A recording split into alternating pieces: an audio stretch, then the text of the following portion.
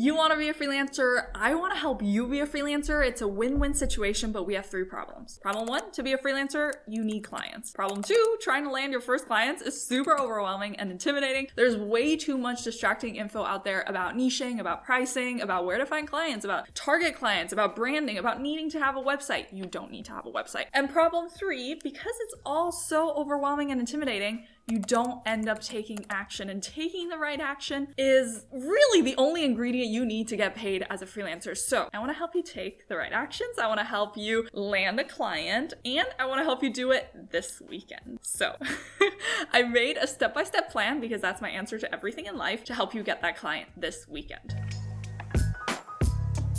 Now, 1 weekend isn't much time, and to be realistic, of those 48 hours, you probably need 16 hours for sleep, 6 hours for food, 6 hours for hobby/relaxation/Netflix, 6 hours for family/friends/pets, and 2 hours of quiet alone laying down time for my fellow introverts. So that leaves us with about 12 hours of actual usable time to work on landing that first client, about 6 hours per day. So here is that 12-hour plan to get you that client, my friend.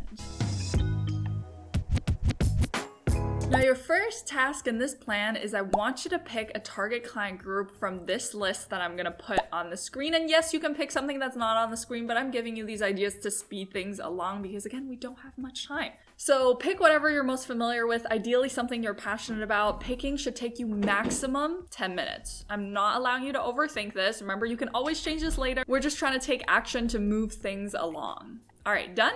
Cool. Now you're going to look for 10 specific potential clients that fit this target group that you've picked and run them through this filter. Okay, so if I pretend, let's say I choose YouTubers, I'd go to YouTube and I would find 10 YouTubers that fit these filters that I'm about to go through. Number 1, they have to be in the sweet spot. The sweet spot is a client who's not just starting out, nor a client who's too big that they already have a full team. The sweet spot is in that middle. It's that sweet spot. And obviously, social media metrics aren't super accurate for estimating or determining size of a business or anything like that, but it's what we have, so we have to work with it. I would personally aim for anybody with at least 5,000 subscribers or followers on the low end to ideally 10, 20, 30,000 subscribers, followers, and email lists. I wouldn't pitch people who have a couple 100,000 followers. Those people are probably too big, too well established. I'll link a video below where I go into that in detail. Second thing you want to filter for is that they are generating cash flow of some kind. They have products or services or a website of some kind, basically making sure that this is not a hobby that they're doing for free. If it is, they probably won't have money to pay you. It kind of depends, but make sure that they have something going on that generates a little bit of money. Now, this process of finding these 10 people should take you maximum 1 hour. That's the cutoff time for finding these 10 people. Now, step 3, let me explain the problems that business owners have, because you're going to spend 20 minutes now and figure out what problems these people you chose have, because every single person in the world has problems and people pay to solve their problems. So it's our job to get what those problems are and then be that fixer, okay? So here are 2 of the most common big umbrella problems that almost every single business owner has. Problem 1, they have no time. They're too busy, they have too many things on their to-do list, they can't possibly do them all, but they have to do them all. Problem number 2, they want to make more money, but they don't know how, or they don't have enough time to do all the things they need to make more money. And these 2 problems are problems I like to think about a lot because they are very big, very painful problems. So how painful is it for a business owner to know they could be bringing in $300,000 when they are only bringing in $100,000? It's painful, I'll tell ya.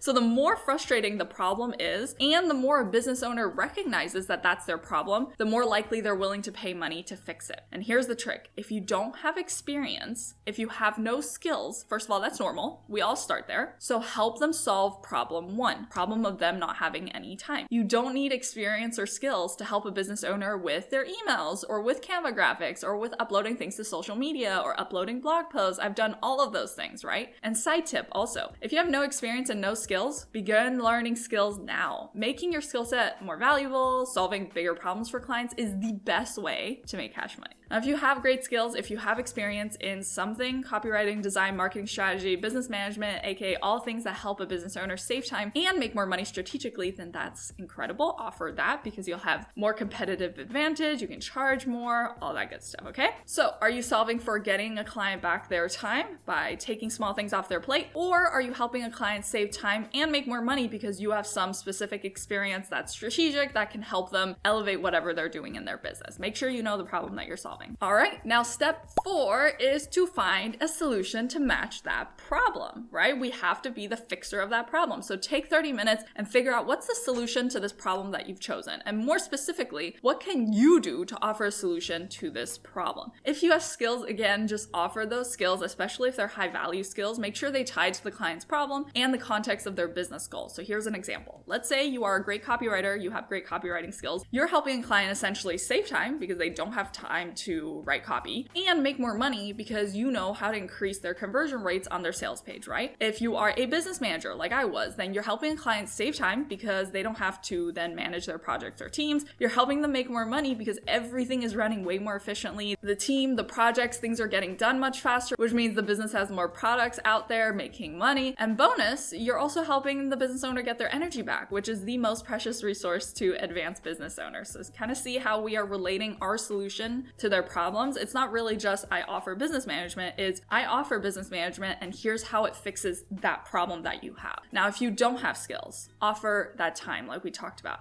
Your time learning, your time Googling, your time figuring it out, your time sitting at your laptop doing a task, manually uploading blog posts, manually formatting images, manually responding to customer support emails. Those are all tasks, by the way, I've gotten paid to do as a freelancer. And if you're going, but Dea, I don't want to upload blog posts, I don't want to answer emails. This is, remember, just where you're starting. If you never start, you won't ever arrive. You're not doing this task for the next 40 years. I tried everything as a freelancer in the first few months until I found what I love to do, and I wouldn't have found it without trying everything. So try everything first before you decide you don't like it, okay? So what solution are you offering? Skills or time? Now, if you're offering your time because you don't have much experience, look at your target person and make a list of the types of tasks they probably have to do every single day. So for example, let's say we're still sticking with YouTubers. They probably spend time researching for videos, writing scripts, editing videos, uploading videos, making thumbnails, brainstorming ideas, writing descriptions for these videos, responding to emails, responding to comments, handling brand sponsorship requests, etc., etc., etc. Similar tasks probably go for TikTokers as well, for influencers as well, so keep that in mind. So which of these things that you've listed out can you easily learn to do and help with? A lot of those tasks you can learn via 1 to 2 hours on Google or YouTube search and a bit of practice. So these tasks are the solutions that you will offer your time with, right? So here's a very real example. I pay someone to help me upload these videos to YouTube, and that's about an hour or 2 that I'm getting back as a business owner to work on the tasks that I need to be working on, because there just isn't enough time for me to do absolutely everything in the business. So I have to hand off those smaller things to other people so that I can work on profit generating stuff. Now, step 5 is to make a real good portfolio sample. Take about an hour and make a portfolio sample for the solutions you are offering. If you're offering thumbnail help, make a thumbnail. If you're offering help with Instagram, make an Instagram feed in Canva. Write some captions for a pretend client. Figure out some way to demonstrate you know how to do something related to what you are going to be pitching your target person, okay? Now, step 6 is to create some no-brainer pricing. Pricing is something I see beginner freelancers get stuck on for so long. That's why this thing should only take 20 minutes, because as a reminder, you are not marrying this price, right? If you're stuck on pricing, I priced at $10 an hour with my first client, and then I increased it to $12 an hour, then $15 an hour with each additional client. You can just start low and then grow by 10, 15, 20% with each additional client until you're at a rate that you are comfortable with and that you can sustain your lifestyle with. This is not a lifelong commitment to say, I'm gonna start at $10 an hour. I only stuck to $10 an hour for like about a week or two for like one client. So my biggest advice is, if you have no experience and you're just trying to get started, you're just trying to get your foot in the door, price low and then just increase your rate as demand increases. So pick $12 an hour, pick $15 an hour. It doesn't really matter as long as it's a no-brainer price for the client, because one, you're new, so you're probably high risk for a client to hire, so lower the risk for them by being cheaper, and you can always change that price later, right? Pricing is just about experimentation and testing, so get out there with some price point,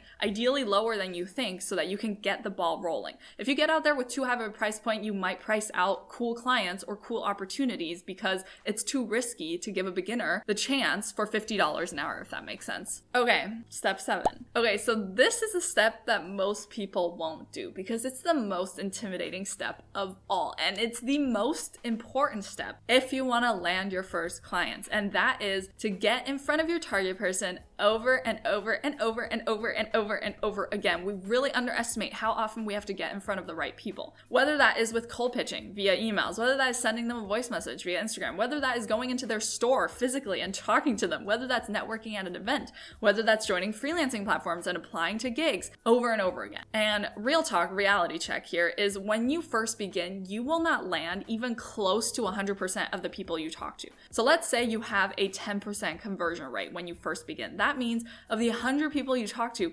10 might become a client. Of 10 total people you talk to, 1 person might become a client. And your conversion rates get better and landing clients gets so much easier as you grow, but the beginning is where you need to put in the most amount of effort because that conversion rate's gonna be low as you're trying to get everything organized properly. Which I know seems unfair. I also know it's scary. I know you're afraid to fail. I know you're afraid to get rejected. I know you're afraid the world will end. I was petrified of all those things in the first months as a freelancer. And you know what?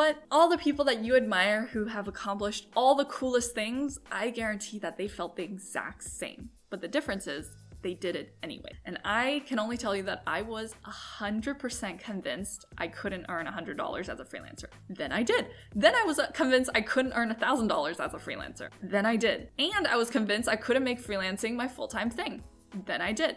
I was convinced I couldn't make 6 figures as a freelancer. Then I did. So prove your fears wrong. Your brain will always think you can't do things you've never done before. And the easiest, really only way I can think of to take action, even when it's scary, is to do it with teeny tiny steps. So don't tell yourself you have to become a 6-figure freelancer tomorrow. Don't convince yourself you need to earn $2,000 next month already, right? You just need to earn $1. You just need to send out 1 outreach. So in this task, your only goal is to just pick 1 person from your list from step 2. And I want you to reach out to that person with a really good cold pitch. And it doesn't matter if they don't write back. Okay, that's not the goal. Your only goal is to send it. If you send it, you've won. And by the way, if you're going to be cold pitching via email, via social media, do not send a cold pitch until you've watched my cold pitching video. It will take you 15 minutes to watch and it will do wonders for your conversion rate. Wonders, okay? Really, I just want to challenge you to do 1 to get started and get over this barrier to outreach. 1 outreach, 1 email, 1 Instagram DM, whatever. And yes, realistically, again, they might not respond. My first cold pitch never did. But honestly, that doesn't matter because you will have begun and that is the hardest part. Every next one after that just gets easier and easier. So the last task of this first day is to do 1 outreach and you're going to spend 30 minutes on this, okay?